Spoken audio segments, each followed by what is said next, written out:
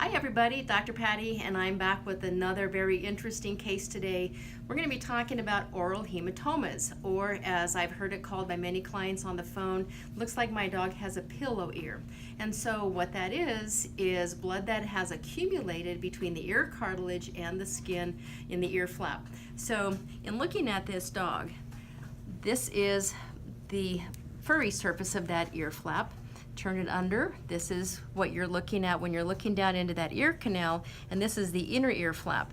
And you can appreciate how swollen and very pillow-like that ear flap is. So in looking down at that ear canal, you can also appreciate how red and how swollen and a lot of the discharge that is coming up out of that ear.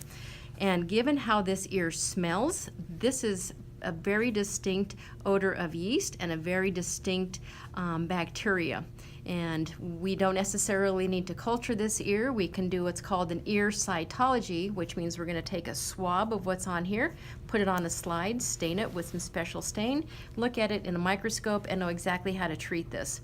But an oral hematoma is very painful, and many times you can let that absorb over time if it's real mild, but this is a very severe case, and this is really painful. On a scale of 1 to 10, 10 being the equivalent of a broken bone, this is probably an 8.5 to a 9. And right here, there's an area that feels like it's just about to rupture on itself, so that is extremely painful. So the plan is to make a small little stab incision. This is a number 11 blade. It goes in very sharp, makes a very nice stab incision. We're going to make 2 stab incisions to allow the ear to drain. We're going to flush with a dilute antibiotic solution, and then I'm going to insert a drain in that area. And that drain is going to look like that. I'm going to have one end coming out here and another end coming out at the top. And that drain is going to allow for more of the serum and blood that's accumulating to continue to drain without it getting real puffy, real swollen.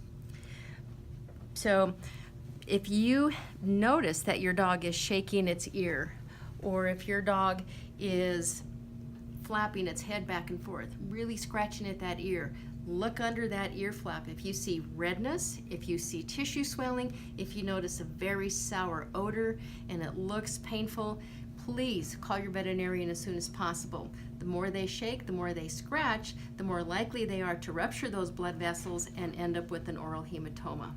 Unfortunately, I won't be videotaping the procedure. It is quite the bloody mess, and we don't want to traumatize any of our viewers because we'd like you to tune back in again.